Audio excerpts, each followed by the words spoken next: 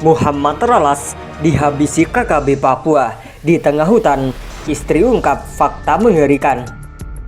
Melansir dari poskopang.com, hingga saat ini kelompok kriminal bersenjata atau KKB Papua tak henti-henti melakukan aksi menembak dan membunuh warga sipil di daerah itu.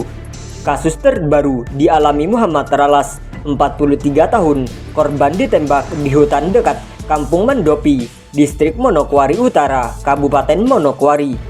Penembakan terhadap Muhammad Ralas itu terjadi sekitar pukul 06.30 WIT, Rabu 23 November 2022. Dalam insiden itu tidak diketahui siapa pelakunya, sebab oknum yang menembak korban adalah orang yang tidak dikenal alias OTK. Terkait kasus tersebut, istri korban Nurmala mengungkapkan fakta yang mengerikan. Dikisahkan bahwa sebelum insiden penembakan itu, suaminya telah menunaikan sholat. Bahkan saat itu korban jadi imam di Masjid Al-Hijrah. Korban yang merupakan imam Masjid Al-Hijrah Borobudur itu diketahui bekerja juga sebagai operator kayu.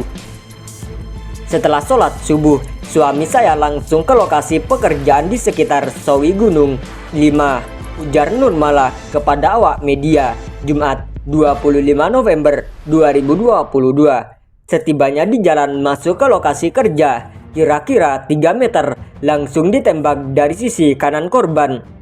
Saat ditembak, bapak langsung jatuh, sementara pelaku penembakan tidak langsung melepaskan tembakan berikutnya. Hanya 1 kali tembak saja, tutur Nurmala mengulangi kisah suami.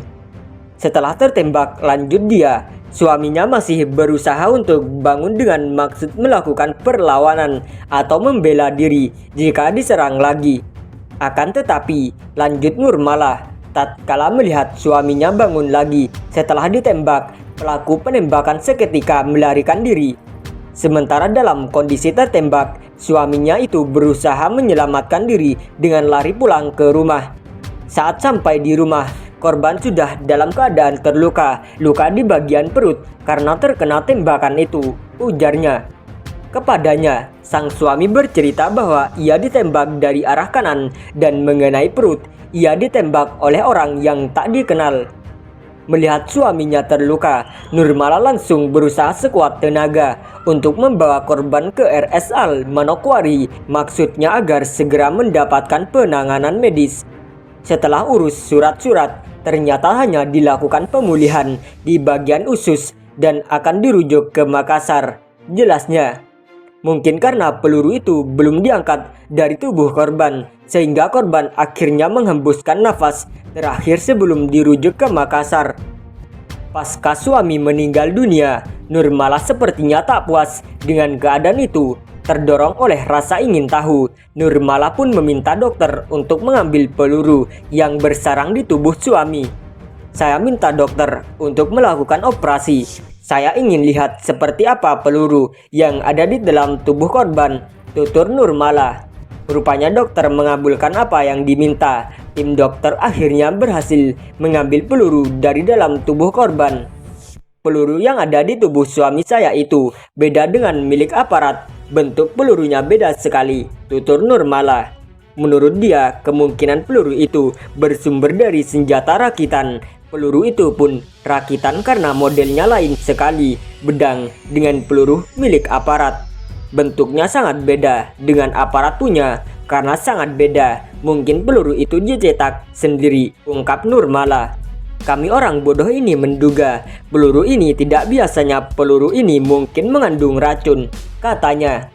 Dia juga menyebut penembakan suaminya tersebut merupakan hal yang tidak biasa.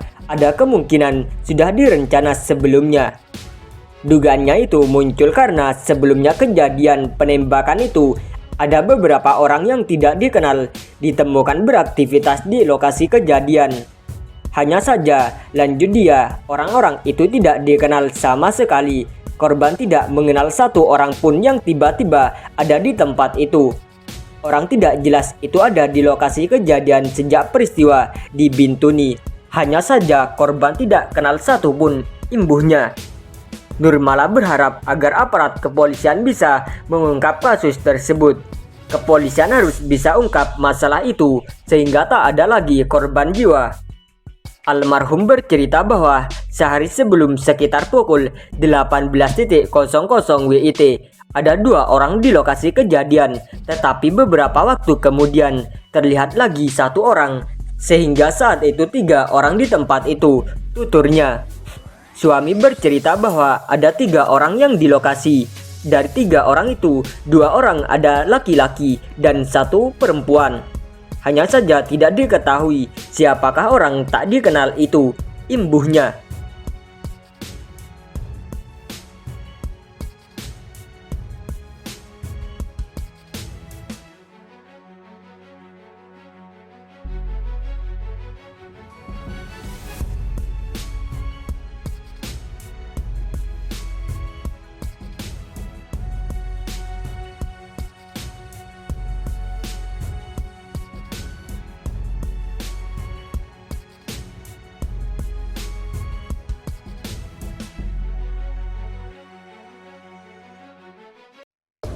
KKB Papua serang patroli TNI, seorang prajurit tertembak. Jayapura, berita1.com. Serka Iskan Dwi Wardana terkena luka tembak di paha kanan setelah timnya diserang kelompok kriminal bersenjata KKB Papua saat berpatroli Minggu sekitar pukul 11.37 WIT di Kampung Yenggernok, Distrik Gome, Kabupaten Puncak, Papua. Serkan Iskan saat ini sudah dievakuasi ke Puskesmas Ilaga, kata Danrem 173-BBB Brigjen TNI Sriwidodo. Sebelumnya, KKB Papua juga berbuat ulah dengan melakukan pembunuhan terhadap 4 warga sipil di Moskona, Kabupaten Teluk Bintuni, Papua Barat. Aksi kejadian yang dilakukan pelaku tidak manusiawi. Konten video menunjukkan para pelaku membantai dan membunuh korban dengan sadis menggunakan senjata tajam.